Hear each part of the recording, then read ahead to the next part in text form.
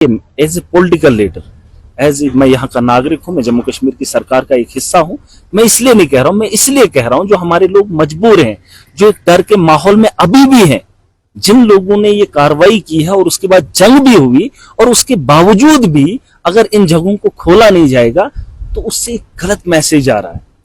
आप उस जगह की इंक्वायरी करिए, वो 5 किलोमीटर की दूरी पे है शहर से, लेकिन शहर के जो अंदरून के इलाके हैं, कम से कम उन जगहों को आप ऐसे नहीं कर सकते हो।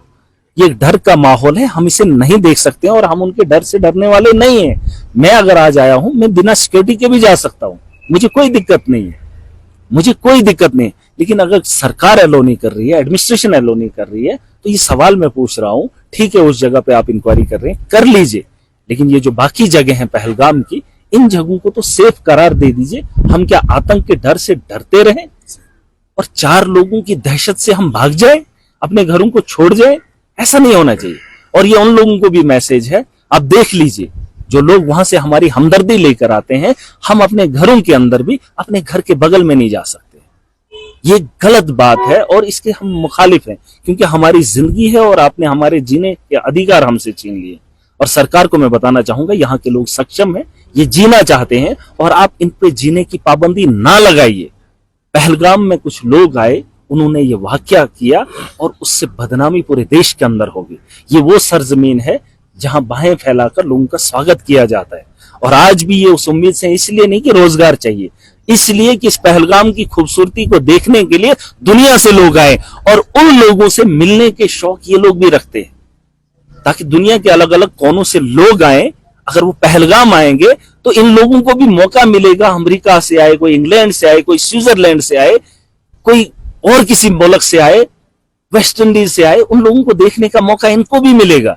रोजगार की हैसियत से मैं बात नहीं कर रहा हूं, बल्कि एक आजादाना तरीके से लोगों को जीने का हक होना चाहिए। और इस खौफ के माहौल को अगर सरकार ठीक नहीं कर पा रही है, अगर गांव और देहात के अंदर भी ये चीजें हमें देखने को मिलेगी, तो फिर कहीं ना कहीं सवालिया निशान उठता है। आप लोगों का एजेंडा क्या है, आप लोग क्या चाहते हो?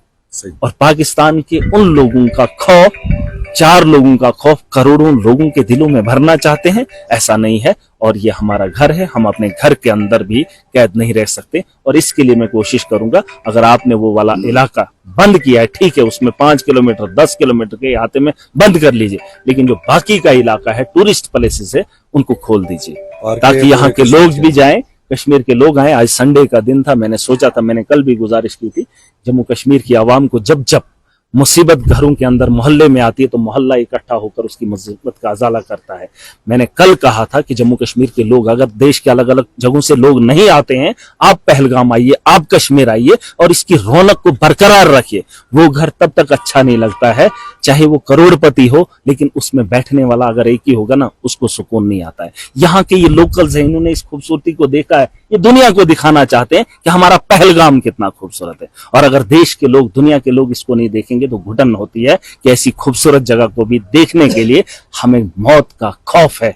और अगर सरकार उसमें अपना रोल अदा नहीं कर रही है तो कहीं ना कहीं मुझे तकलीफ हो रही है। मैं जाना चाहता हूँ, एक बार फिर लौट के आऊंगा, उस मुकाम पे जाने की ख्वाहिशमंद हूँ, लेकिन जो माहौल में 30 दिन के बाद भी देख रहा हूँ, ये कहीं ना कहीं सवालिया निशान उठता है। और अगर अमित शाह आ सकते हैं, हम भी सरकार में बैठे छोटी सी स्टेट के अंदर, स्टेट कहिए या यूटी कहिए, एक कॉन्स्टिट्यूंसी को मैं भी रिप्रेजेंट करता हूं। ये बात अलग है कि उतना पोर्टफोलियो नहीं है, लेकिन वोट की ताकत से इस देश के आईन में रहकर इस यूटी के अंदर ऐवान का एक हिस्सा हूं।